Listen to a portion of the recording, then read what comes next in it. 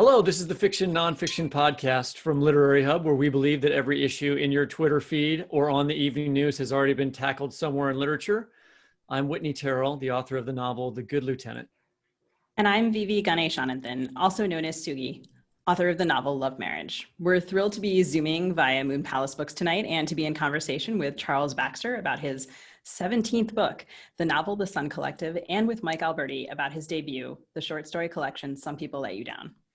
In addition to the Sun Collective, Charles Baxter is also the author of the novels The Feast of Love, nominated for the National Book Award, First Light, which is a book that I used a lot when I was writing my last book, Saul and Patsy, Shadow Play, The Soul Thief, and the story collections Believers, Griffin, Harmony of the World, A Relative Stranger, There's Something I Want to Do, and Through the Safety Net.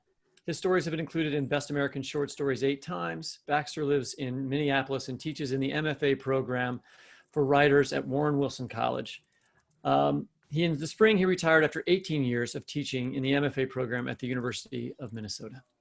Where, lucky me, for the last 5 years of that time, Charlie was my senior colleague. He also taught our other guest, my friend Mike Alberti, who graduated from that program in 2016. Mike Alberti's short fiction has appeared in Colorado Review, Crazy Horse, Gulf Coast, Indiana Review, One Story, and elsewhere. His work has been supported by fellowships and residencies, including the Camargo Foundation, the James Merrill House, the UCross Foundation, and the McDowell Colony. Some People Let You Down is the 2020 winner of the Catherine Ann Porter Prize in Short Fiction. Mike lives in Minneapolis, serves as the managing director for Minnesota Prison Writing Workshop, and teaches in prisons across the state. Mike and Charlie, congratulations on the publication of your books, and welcome to the show. Thank you, Sugi. Thank you for having. It's such an honor to be here with all of you, and especially an honor to launch my book alongside yours, Charlie. Yeah. Sugi, who do you think wins the author backdrop between Mike and Charles? Charlie's got to win because it's books, right? I don't know. I kind of like the wood paneling on that window. It's nice. There's some touches there. Funky wallpaper. Well, what you should never do is if any of us turned around our camera and showed what was in the rest of the room, that would be a real problem. Right. Anyway, it's a treat to have both of you with us, and in Charlie's case, back with us, because he came and discussed Russian literature with us back in the first season of this podcast. And I think this is the first time we've interviewed a student-teacher pair.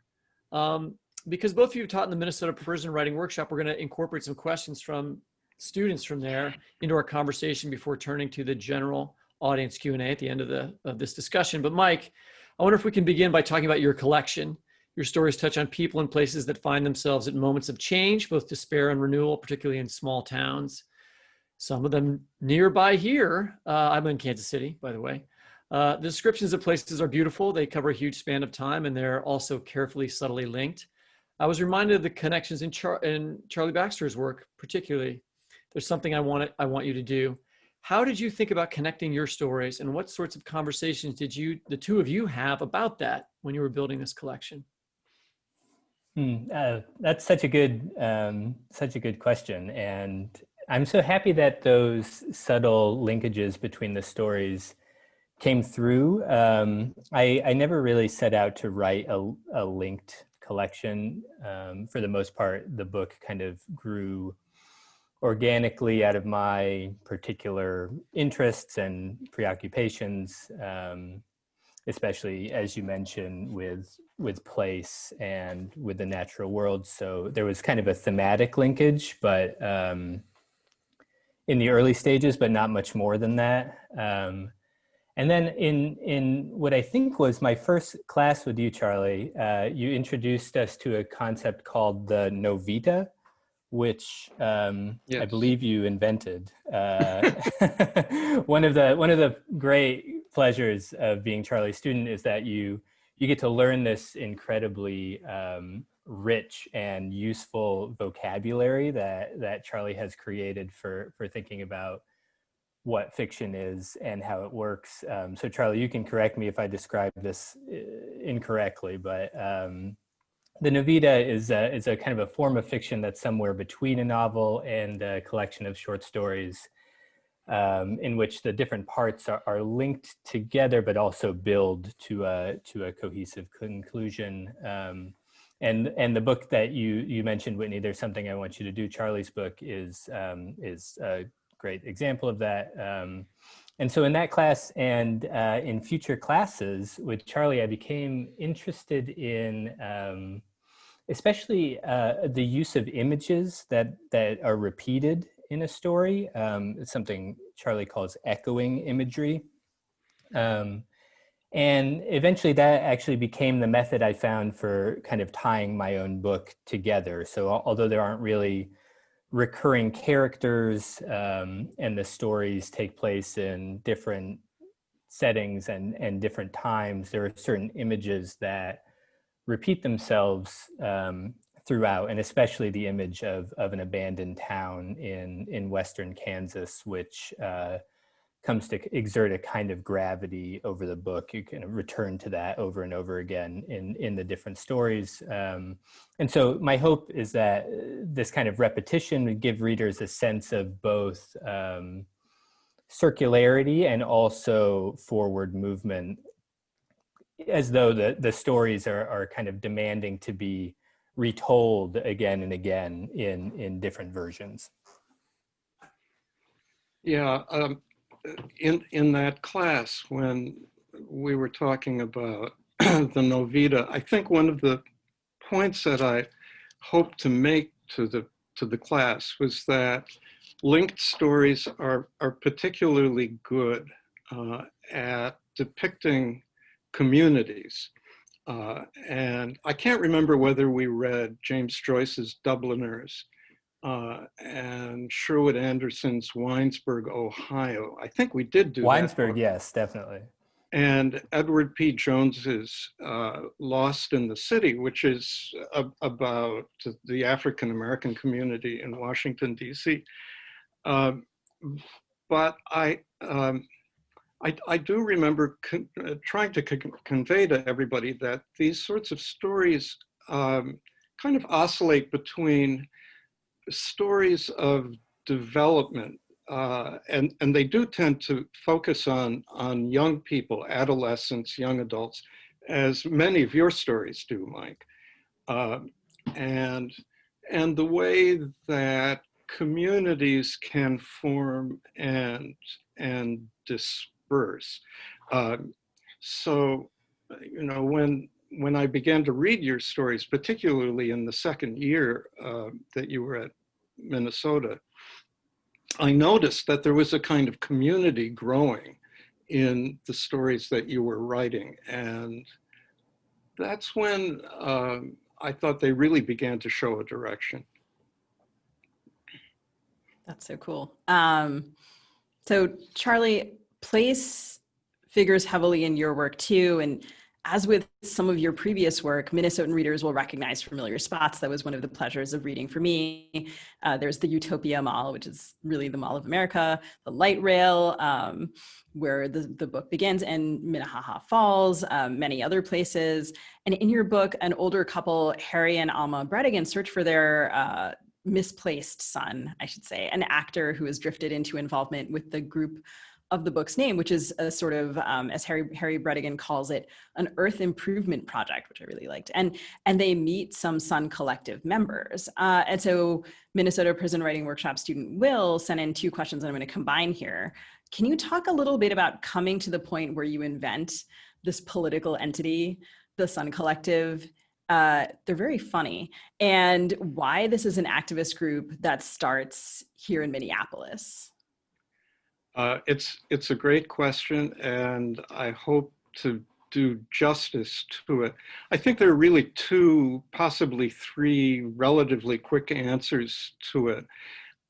When you're working on a book, you sort of have to find a way of giving your imagination a home. And I think some writers go back to the scenes of their childhood and their adolescence, but I tend to write about the places where I'm living. All of that just begins to seep in on you. And because I was walking around the city and because I was thinking about Minneapolis and actually thinking about some of the radical movements that were located here, particularly in the 1930s. There was a very strong movement of communists, particularly followers of Trotsky in the 1930s, mostly in the truckers' union. And around the same time, a fairly sizable fascist group called the Silver Shirts, who were standing in opposition to immigration and to unionization.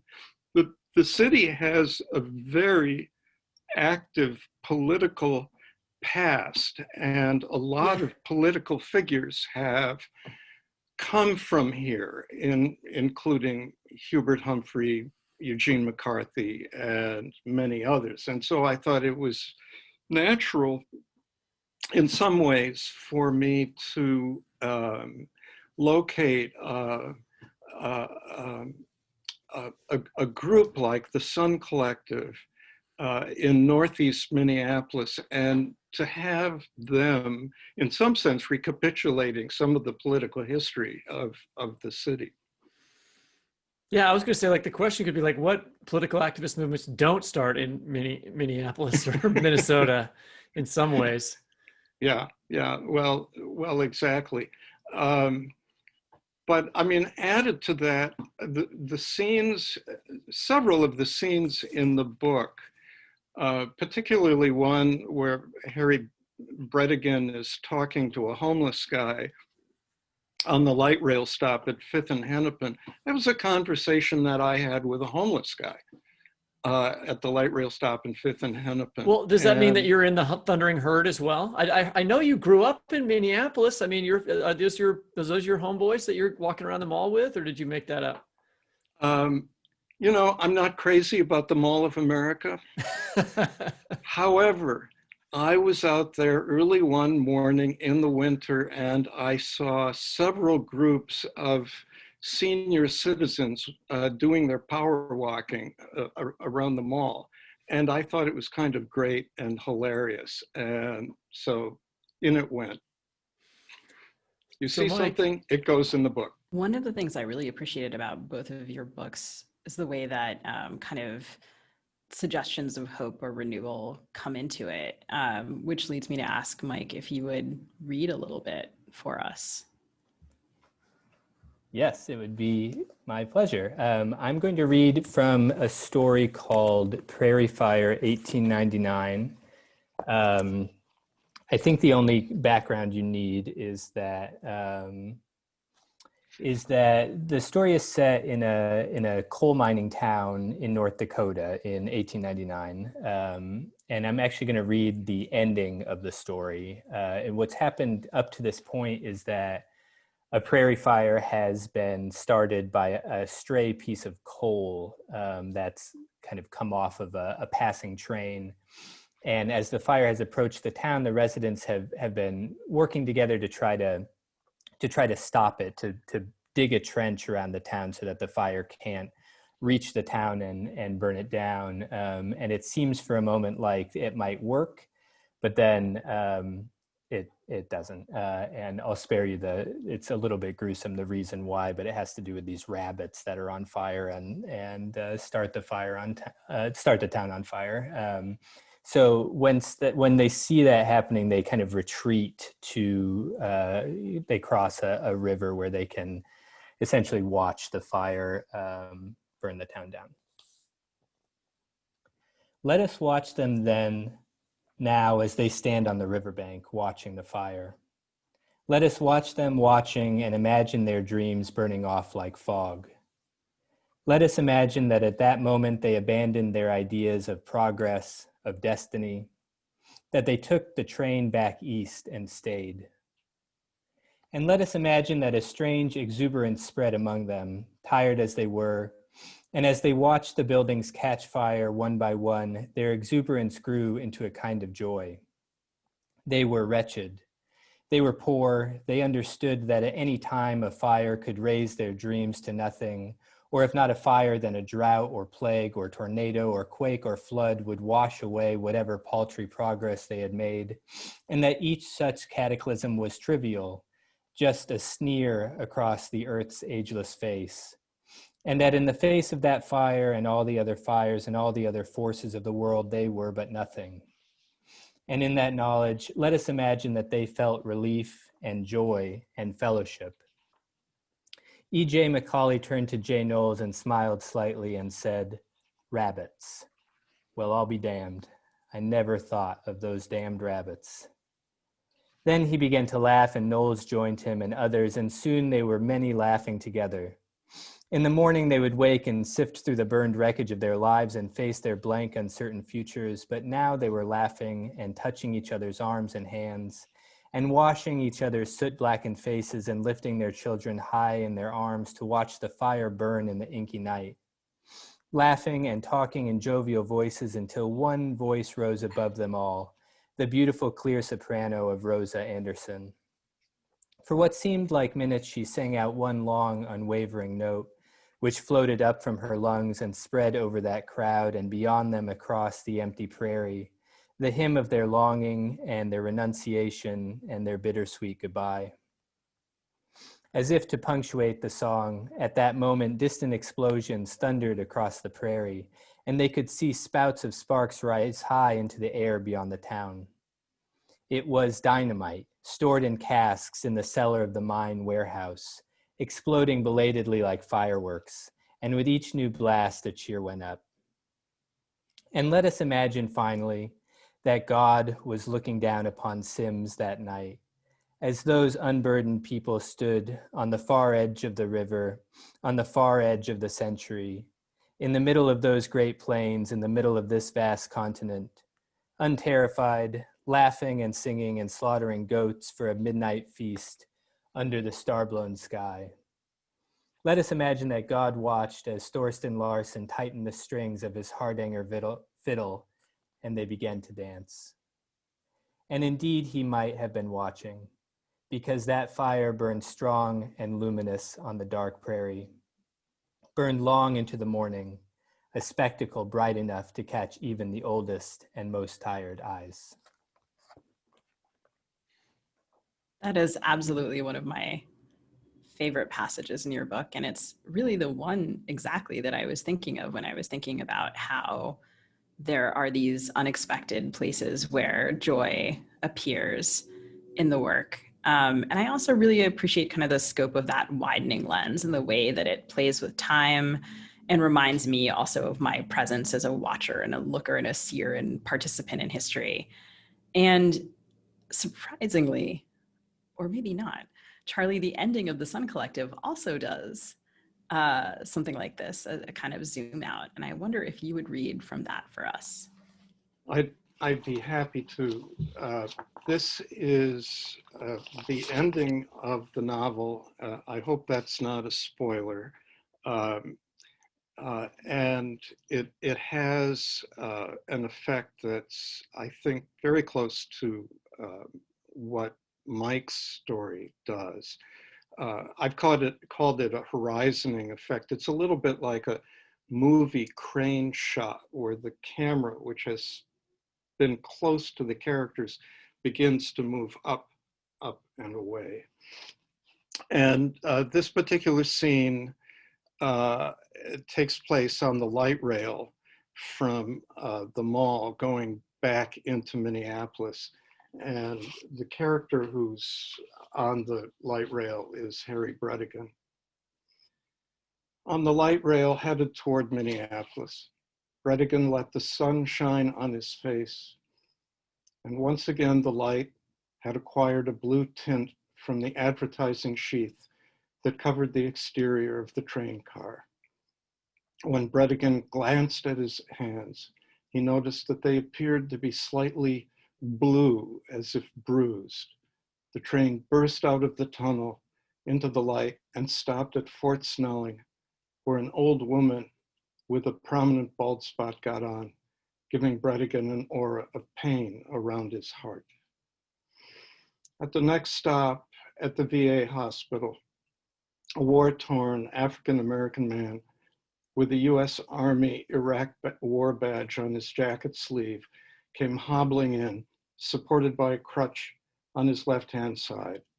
His other sleeve displayed a marksmanship medal with a cross and a circle surrounding it. On his neck was a cross tattoo, and another cross hung down on a leather band over his chest. He wore an oversized black boot over his left foot, large enough to surround the wound dressings that were surely enfolded underneath the leather. Using his crutch, his face a mask of pain, as the old preachers used to say would make Jesus weep, he headed toward the front of the car where he engaged the first set of passengers in conversation.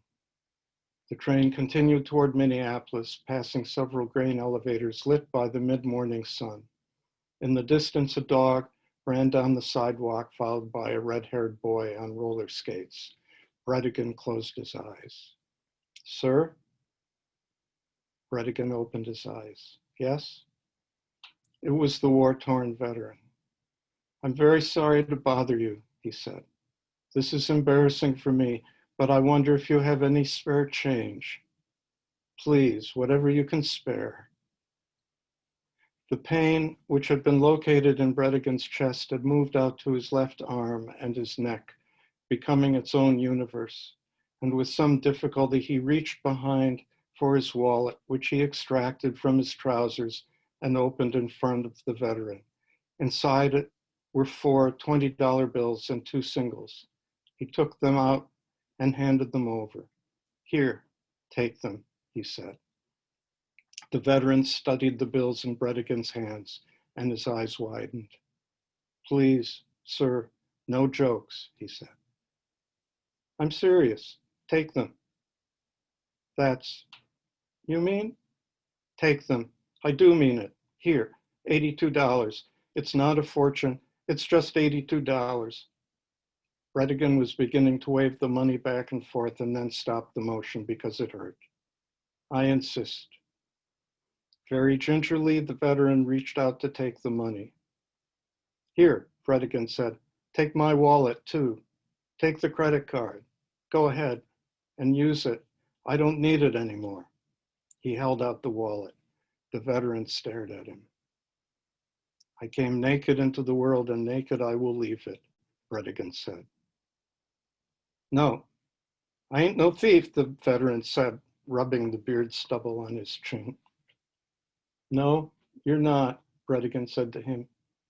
Okay, don't use the credit card, I get it. There's just one thing I ask. What? I want a blessing, Bredigan told him. Give me a blessing. Why? I'm in pain. You've been in the war too, I guess. It shows on you, you know what I'm saying? Well, all right. God bless you, sir. Thank you, Bredigan said. But I can't take your wallet. Sure you can. Where's your stop? The veteran glanced out the window. Next one, Cedar Riverside. Well, take the wallet. If you don't want it, just toss it in the trash. But I'd rather you keep it. You are one crazy motherfucker, the veteran said with an expression of deep pity. What's your thing? Got you here. This is your stop, Bredigan informed him as the train slowed. Thank you, the veteran said. I ain't gonna forget you, ever. Yes, I know, Bredigan said. The man limped out of the car after the doors chimed open, and Bredigan watched him as he stood pensively next to a trash container before pocketing the $82 and tossing the wallet into the container's open mouth. The doors chimed shut, and Bredigan closed his eyes as an involuntary movement took control of his left leg. A chill rose up his body. Abends will ich schlafen gehen. Evenings I will go to bed. The train made a slight turn leftward past a private novelty museum, house of balls, where carved Bowling balls with faces of cherubs and devils were on display. And then a paint factory whose exterior had been coated with primary colors. A large football stadium in the shape of a Viking ship loomed up on the left, and the train moved through several switches, lurching slightly as it approached the stop for the stadium, where several people boarded, including a woman pushing a small shopping cart on wheels. She glanced at the man with his eyes closed and took her seat close to the door. Above the train, a flock of sparrows appear to be fighting with each other or are engaged in a mating ritual, and their collective mind takes them in the direction of a small city park in which city workers are even now spreading quilts out on the grass so they can sit down and eat a midday sandwich. 4 young men are playing hacky sack on the north end of the park. A light breeze cools the air, and overhead, an airplane headed southeast gradually descends for its landing at the airport. Gazing down from the plane, the passenger unfamiliar with the city and the Midwest might spy a commuter train, the light rail, making its way downtown toward Target Field. Is it inward or outward bound? From this distance, it would be hard to say, but the chief flight attendant has just announced that everyone must secure their tray tables and move their seats to the upright position. We will be landing shortly, she says. So the passenger quickly gathers up his odds and ends of flight mini garbage and hands it all to the attendant, walking down the aisle and carrying a trash bag. The city looks great from the air, a place of lakes and a river, the Mississippi, that flows all the way to the Gulf of Mexico, cutting down the middle of the country like an incision over its heart. Oh, that's fantastic. Thank you. What a great passage. Thank you. That's incredibly moving. These books are so wonderful. I just want to remind our listeners again and our attendees to purchase the book from Moon Palace Books. Charlie and Mike, thank you so much for joining us. This has been such a pleasure, and congratulations. Oh, thank you. Thank you both, so Sugi much. and Whitney. Thank you so much for having us on. And thank you, Andrea and Moon Palace, for hosting us. Yeah, Yes, thank you all so yes. much. That goes for me too. Thank you all.